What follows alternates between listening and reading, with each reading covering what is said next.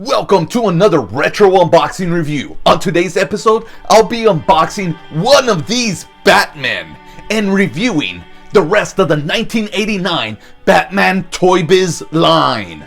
A few years ago, my daughter and I reviewed the 1989 Superman by Toy Biz and compared him to the 1984 Kenner Superpowers Superman. We did some research for that video, and I'll share it right now. 1988, Sharon Toys, a subsidiary of a Canadian company, was sold off, moved to the US, acquired the DC Comics toy license, and the company was renamed Toy Biz. Toy Biz was tasked with making figures for the 1989 Batman movie, using Superpowers Batman figure painted black as their prototype and their advertisements. Toy Biz released clones of the 1984 Kenner Superpowers for their DC Comics superheroes in 1989. Batman's battle against crime never ends, and now you can bring the action home. Batman, haha, you missed. Yeah, but I only missed once. You can't escape Joker. Just watch if you can. You won't be alone for long. And in the Batcave, no criminal can hide from Batman. Batman, gotta run to jail. each item sold separately from Toy Biz. My cousin, 14 at the time, had somehow come across this magazine that was showcasing the brand new Batman figures for the 1989 movie. Myself, an 8-year-old who had just lost his superpowers Batman, was in awe because there, on these pages, was the Superpowers Batman painted black with a brand new cool gimmick, the bat rope. But when they finally hit the store shelves, we got this. Who is that? Look at that face. That's not Batman. This guy is in no way as good or anywhere near as good as that Batman. Yes, he comes with a cool gimmick, but the Power Action Bat Punch is a lot cooler. Plus, look at the artwork. The artwork on the Toy Biz figure is not bad, but compared to the Superpowers one, well, there's no comparison. The packaging, the figure, the art, and even the back. Look at this. This is what I wanted. Unfortunately, now getting the Brazilian release, it's gonna cost me. Now that we got that comparison out of the way, let's try and find something that redeems this figure. Like maybe all the unnecessary variants that we have. This is the original release, with the head sculpt being made out of flesh tone plastic. Then came various other releases where we also have this chunky cheek, just like this one, but the head is actually made out of black plastic and his cheeks are painted flesh color. Then we've got this one. The head is made out of black plastic with his cheeks painted skin tone. Then we have a different version of this where his head is made out of flesh tone plastic and his cowl is painted black. There also seems to be some differences on the card back, where this gold is a little lighter, this gold is a little darker, and also this one's darker, this one's lighter. Seems like they try to copy this, and so now the images on this one are a little blurry and are a little cut off right here. Since this is the version I had as a kid, I'm going to unbox this one. I always thought this one looked kind of goofy, too friendly. He just does not scream, Batman. Actually, all of them, none of them say, Batman. It's more like the scene from The Dark Knight. Don't let me find you out here again. We're trying to help you. I don't need help. What gives you the right? What's the difference between you and me? You've got to be kidding. Before I unbox it, let's compare the Toy Biz figures to each other and take a quick look at the packaging. The obvious difference between the figures is the head sculpt, but there's also the Batman insignia. The one on the right, it's a little higher and the yellow's a little darker. Also, the plastic for this figure seems to be a little shinier. And now taking a look at the front of the packaging, which is pretty darn good, especially with that new Batman in gold. And then on the side you've got an artwork for the figure which looks nothing like the figure, but you got that hope for the bat rope. And then you've got the figure. and we'll review that in a bit. But along the side, it says that it contains retractable bat rope, spear gun, and batarang. So let's make that clear. That is a spear gun. I'm using the back of the card for the round face one because the other one is way too blurry.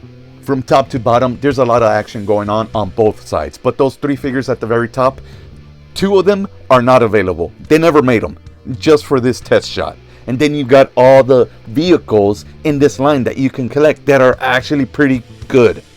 Except for the Batmobile, that one breaks really easy. And then at the very bottom, whoa, you've got the G.I. Joe file card, and it's not bad. So I won't feel as bad tearing into this box. Look at the back of this card. It's all blurry compared to the first wave release. Look at the sides right there. It's literally like they didn't cut it correctly because it's not on the first wave. And you could see kind of like the light where the picture is supposed to end. Now that I've complained enough about the packaging, let's see if the figure can save this whole experience. Oh, that's opening up real nice.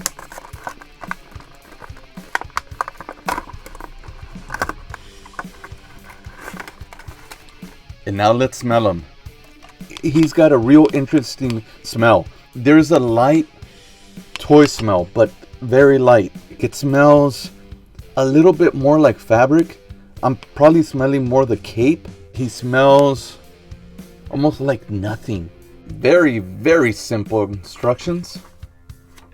I don't think you really needed this. Here is his spear gun. And it kind of looks like something from the movie. It's got real nice detail on it. And here's the batarang that you connect the bat rope to.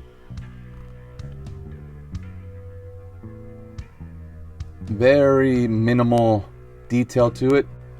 And now, the Batman. Look at those lips. And he looks pretty darn cool. The lips kind of help because it makes him look a little more like Michael Keaton. The rest is actually pretty nice. Let's take a closer look at him. Yeah, he looks like a very decent action figure. This is a lot better.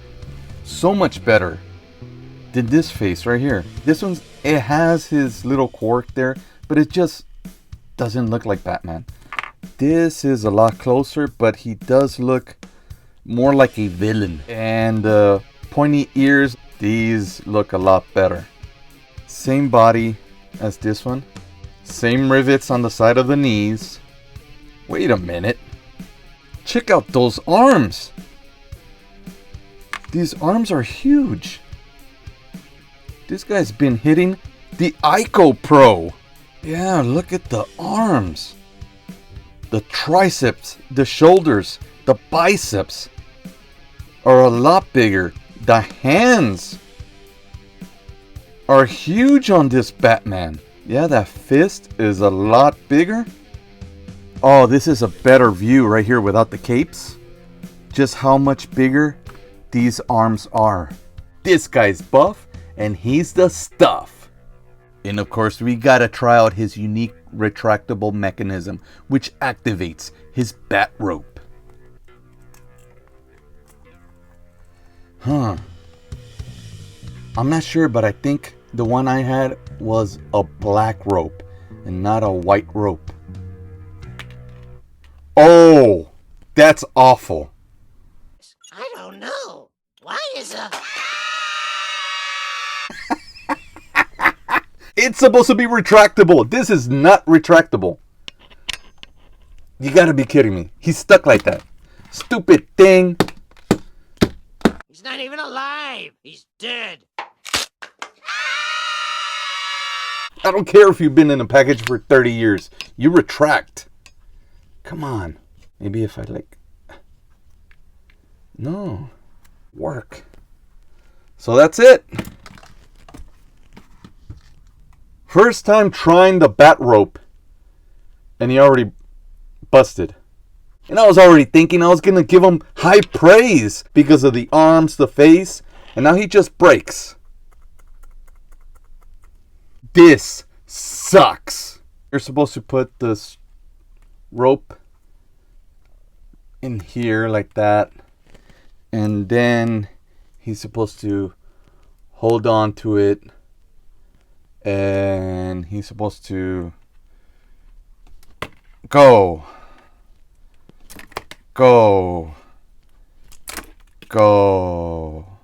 Maybe if we put the cape on, maybe he just knows that he doesn't have the cape on, so he doesn't want to work. Go! This is my 1984 Mexican superpowers Batman. His action still works.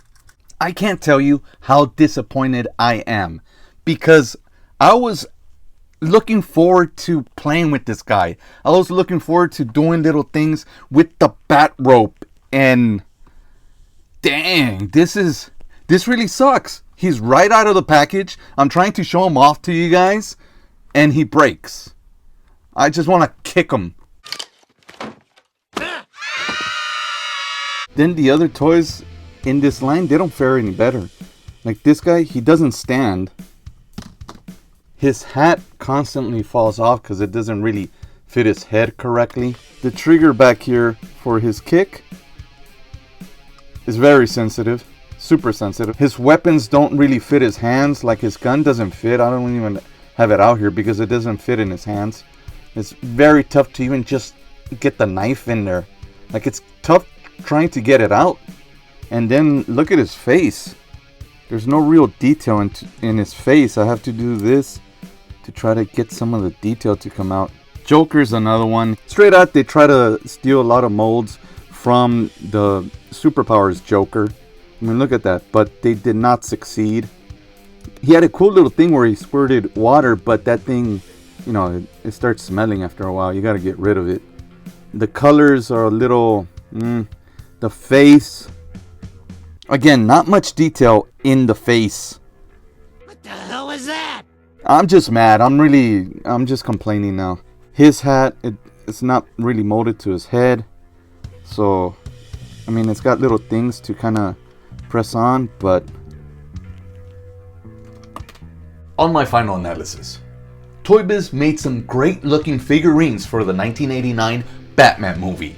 Unfortunately, they made some horrible, crappy action figures. And what's worse is not only did they acquire the rights to make the Batman movie toys, but they also acquired the rights to make DC comic toys.